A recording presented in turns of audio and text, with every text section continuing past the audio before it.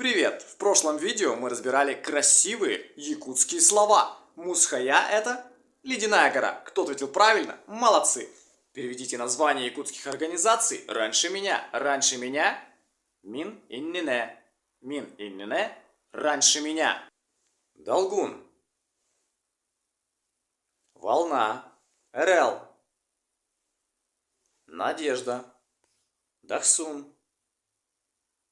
Дерзкий. Таз. Камень. Делей. В изобилии. Вдоволь. А теперь вопрос к вам. Часто в Якутии названия компаний или брендов это такие же красивые слова.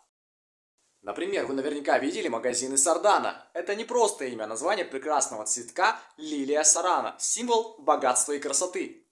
А какие переводы названий якутских компаний или брендов знаете вы? Пишите в комментариях. Давайте соберем крутую подборку. Ставьте лайк, если узнали что-то новое, и подписывайтесь, чтобы не пропустить следующие интересные слова. Пока!